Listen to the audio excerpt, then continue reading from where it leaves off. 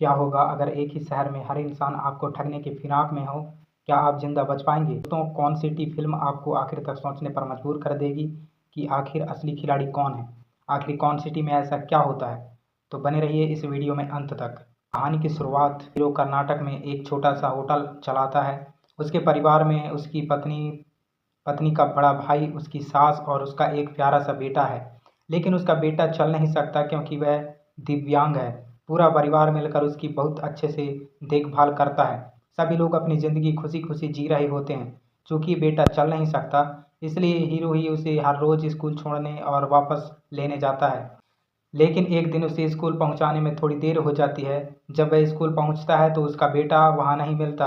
घबराकर वह टीचर से पूछता है। टीचर उसे शांत रहने के लिए कहती है और बताती है कि स्कूल में सीसीटीवी कैमरे लगे हैं जिनकी मदद से बच्चे का पता लगाया जा सकता है। इसके बाद स्कूल के सीसीटीवी कैमरे देखे जाते हैं। बेटे के गायब होने की खबर सुनकर पूरा परिवार भी स्कूल पहुंच जाता है।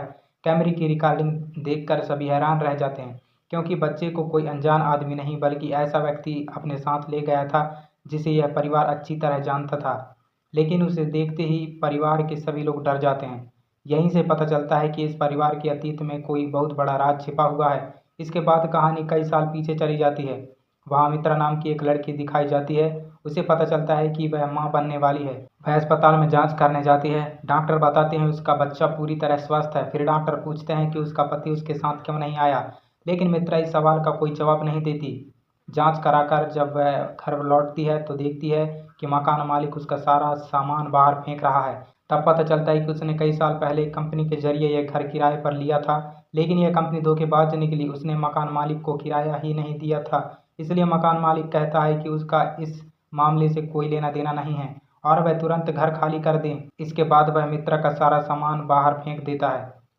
अब मित्रा के पास रहने के लिए कोई जगह नहीं बचती। वह अपने दोस्तों के पास और हॉस्टल में रहने की कोशिश करती है।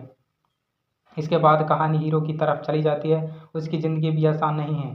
उसके ऊपर बहुत सारा कर्ज है। वह बिजली विभाग के दफ्तर में कैशियर की नौकरी करता है, जहां लोगों के बिजली के बिल जमा करता है। उसके ऊपर बहुत सारा कर्ज है। वह बिजली विभाग के दफ्तर में कैशियर की नौकरी करता है, जहां लोगों के बिजली के बिल जमा करता है। उसकी यही छोटी सी नौकरी और कम कमाई ही उसकी ज़िंदगी का सहारा है।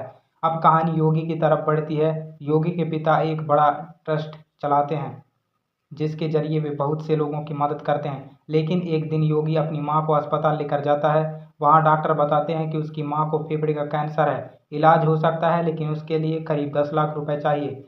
योगी के पास इतने पैसे नहीं होते, इसलिए वह उन लोगों से मदद मांगने जाता है जिनकी कभी उसके पिता ने मदद की थी। लेकिन कोई भी उसकी मदद नहीं करता। सभी लोग कोई ना कोई बहाना बनाकर उसे मना कर देते हैं। इसी तरह तीनों की जिंदगी मुश्किलों से भरी हुई है। एक तरफ मित्रा बेघर होकर परेशान है, दूसरी तरफ हीरो कर्ज देने वालों से बचने के लिए घर के पीछे वाले रास्ते से छिपकर निकलता है, और तीसरी तरफ योगी अपनी माँ के इलाज के लिए पैसों का इंतजाम कर रहा है। तीनों की जिंदगियां एक ऐसे मोड़ पर आकर खड़ी हो जाती है जहां उन्हें समझ नहीं आता कि आगे क्या करें।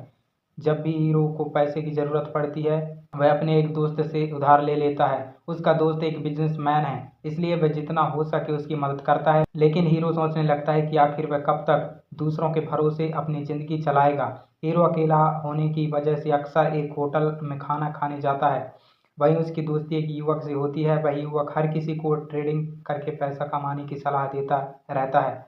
एक दिन हीरो उससे पूछता है कि क्या सच में ट्रेडिंग से पैसे कमाए जा सकते हैं। यह युवक बताता है कि वह एक ट्रेडिंग कंपनी में काम करता है। उनकी कंपनी अमीर लोगों का पैसा लेकर ट्रेडिंग करती है और मुनाफा कमाती है। लेकिन अब वह अपना खुद का ट्रेडिंग का काम शुरू करना चाहता है। उसके पास पैसे नहीं है, इसलिए वह हीरो से कहता है कि अगर वह कुछ पैसे लगाए तो दोनों मिलकर यह काम शुरू कर सकते हैं। उसी समय जिस होटल में हीरो रोज खाना खाता है, उसका मालिक उसे बिजली का बिल और बिल भरने के लिए पैसे देता है। क्योंकि हीरो बिजली विभाग में काम करता है, इसलिए लोग उस पर पूरा भरोसा करते हैं।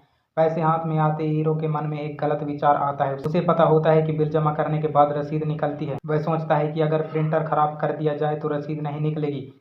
तब वह लोगों को हाथ में लिखी हुई पर्ची दे देगा और किसी को उस पर शक भी नहीं होगा। यही सोचकर वह होटल मालिक का बिजली बिल जमा नहीं करता, बल्कि सारे पैसे अपने पास रख लेता है और वहीं पैसे अपने दोस्त के ट्रेडिंग में लगाने के लिए दे देता है। यहीं से हीरो भी गलत रास्ते पर चल पड़ता है और धोखाधड़ी करके पैसे कमाने की शुरुआत कर देता है। उधर मित्र की ज़िंदगी भी मुश्किलों से भरी हुई होती है, उसके पास रहने के लिए कोई घर नहीं होता।